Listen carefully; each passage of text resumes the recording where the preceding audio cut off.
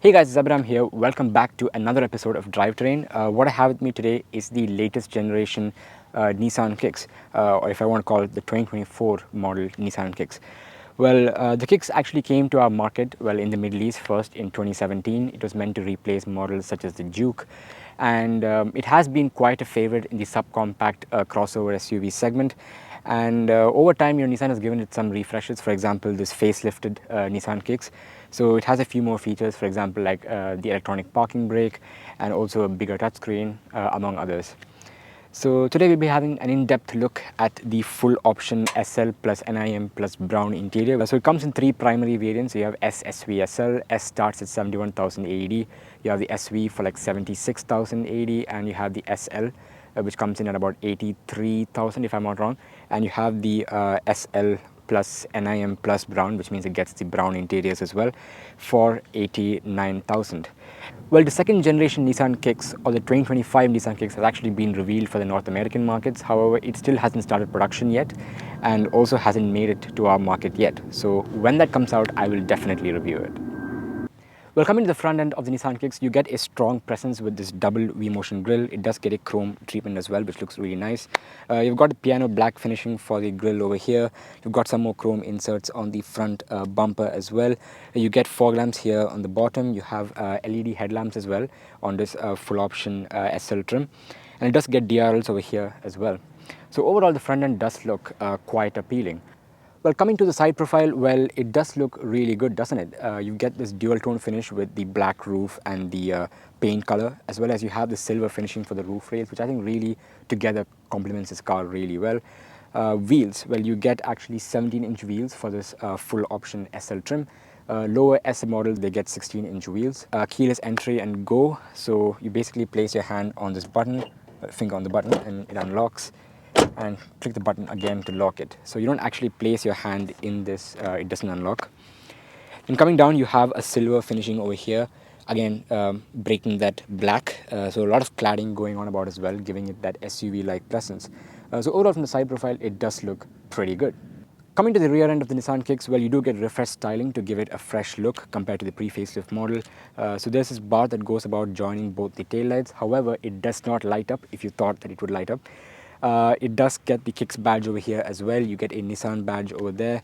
Overall, pretty normal styling at the back. You do get a diffuser-like treatment for the bumper as well.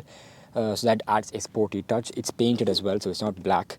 You do get this fog lamp, or it's a fog lamp? Oh yeah, I think it's a reflector or a fog lamp. Well, you do get that on the bumper as well. So let's check out the boot space. So it does get a non-electric tailgate. So you just put your hand on this button and you can open it. Yeah, just give it a bit of a swing and it will basically be like an automatic tailgate. So coming to the boot space, well, it is quite practical. You can put whatever you want in here. There is enough space. I'll put the boot space figure somewhere down here below. You can even fold down the second row of seats in a 60-40 split if you want more space. So that's great. And if you're like me and you want to carry like camera equipment, tripod and all of these stuff, plus fit like an extra luggage in here, you can easily do that. There's a flap down below where you have your spare tire as well. So yeah, it's a pretty spacious boot here in the back. So coming to the interiors of the Nissan Kicks, well, it's actually quite decently equipped for this full option SL trim. So let's start with all the technological goodies in here. So start with the touchscreen first, because that's what people are interested in these days. So 7-inch touchscreen with wired CarPlay and wired Android Auto, so no wireless CarPlay or Android Auto. Does get Bluetooth audio as well, and it is a pretty high-res screen. I mean, it's not too outdated. It's kind of what you would find on like your lower cost Nissan models. It's fine, it has everything except navigation, and honestly you don't need navigation because you'll be using Google Maps anyways. It's got a dedicated camera button for the 360-degree parking system, which I really like. So it's very easy to access. You click on that, you can see whatever you want to see. So your 360-degree parking system and your reverse parking camera. It does get adaptive guidelines as well. It's not the most high-res camera out there, but it does the job. Coming down below, you get controls for the air conditioning, so automatic temperature control, single zone. So you get your temperature adjustment knob, your AC fan speed knob, some buttons here to adjust your air conditioning settings. You get a display here saying all of the information as well. Coming down, you get a USB-A port and an aux port as well. So USB-A port, well, can be used for charging and multimedia in this case. Then coming down below, you have your electronic parking brake and the auto hold button as well, which basically lets you stay stationary at traffic lights without depressing the brake pedal, which is really good. Then you have a push button start. You get your gear lever for the Xtronic CVT, park, reverse, neutral, drive, your sport button as well. Coming down, you get, well, two cup holders, which is actually pretty big. I mean, I have my bottle in here. And yeah, it doesn't have a cover or it doesn't have spring triggers or any fancy stuff, but you know, it can store your drink safely. You have a center armrest, which when you open reveals a little space to keep some little stuff. Again, not very spacious in that department, but overall it is pretty practical. You know, you have bottle holders in the door cards. You have some space to keep things in different areas. For example, there's a slot here beside the steering wheel where I can keep my wallet. You know, it has my license and everything in it. So yeah, that way it is pretty practical. As for the materials, well, it's a mix of soft and hard touch materials. You know, you have hard plastics mostly. The only soft touch I think really are these bits around the central console, as well as your leather finishing on the dashboard as well, and the door cards. So wherever you rest your arm, immediately it is soft touch. So be it the center armrest or the door cards as well. Other than that, yeah, this does get the Bose 6-speaker sound system with the speakers in the headrest as well, which is something I'm first time experiencing on a car. I've sat in the seats for a while, and yeah, it does give you a bit of a surround audio, but nothing too much to like speak high of. It's great. You know, it's something you don't see in cars these days. You get zero gravity seats for the Nissan Kicks as well, for the driver's seat. And if you're wondering what zero gravity seats are, they're actually developed using technology from NASA, I believe. It's something exclusive to Nissan, and they're really comfortable seats. Coming to the steering wheel, well, you do get, well, a non-leather wrap steering wheel. They've kind of given it the stitching to make it look like it's a leather wrap steering wheel, but yeah, I'm not believing that. It's just a normal steering wheel. You get the cruise control buttons on the right. You get your audio controls on the left. You get a semi-digital instrument cluster, so you get an analog speedometer and a digital tach. But it also has some other pages like fuel economy, music, warnings. Basically, you have a couple of menus on there. And yeah, that's pretty much it. Well, right now I'm in the back seats of the Nissan Kicks, and honestly, it's not that bad. You know, I've got quite a decent amount of space in here. And I've got enough knee room, I've got enough leg room, enough wiggle space for my feet. Someone's really sending it. That sounded cool. So yeah, there's enough space here in the back. No rear AC vents. However, you get two USB-A ports for charging. Honestly, I think the cabin of the car is quite small, so if you keep the air conditioning on for like a few minutes, it should cool the cabin pretty well. But yeah, rear air conditioning would have been appreciated. You do get pockets behind the driver and passenger seat as well, so that's that.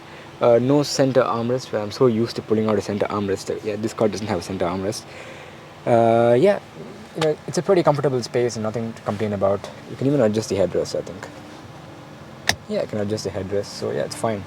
You get these really tiny bottle holders here on both the sides. The speaker here as well, and you have some space in the door cards to keep some stuff, and that's pretty much it on the practicality side. So under the hood you get a 1.6 litre naturally aspirated petrol 4-cylinder engine, produces 118 horsepower, 154 newton meters of torque. It's again not powerful, neither is it underpowered. You know, I think for the weight of this car it is pretty good. And sometimes you have to be a bit on the throttle to like get moving, but overall it's fine, nothing to complain about. Pushes power to the front wheels through an Xtronic CVT transmission, which again is your standard Nissan CVT. Well, I should say at this point tried and tested. It does the job. You know, fuel economy wise, CVTs have always been great. Personally, it's not my favorite. You know, CVTs aren't great for enthusiastic driving. They're mainly focused towards you know, fuel economy and comfort in mind. So you know, you don't have a lot of gear shifting and all that going on, you know, because CVT is basically fundamentally, in theory, a long gear, right, with infinite ratios, which keep adjusting based on how you give the throttle. So it's always a smooth ride. You know, there's no jerks of the gear shifting of any sort. Ride and handling, well, you know, it's fine. This is not exactly a thing made for enthusiastic driving, so I think commenting on handling won't be the smartest of things, but it does get a host of things. Like for example, it has Nissan intelligent trace control, intelligent ride control. So for example, it varies the engine torque to kind of balance out the pitching of the car under braking or acceleration. You get intelligent trace control, where it brakes each individual wheel of the car for much better handling. So yes, Nissan has given it a generous amount of their intelligent tech. Steering, again, it's your normal Nissan steering. If I want to do a lane change, for example, it's quick and nimble. It's nothing to complain about. It's your normal Nissan steering.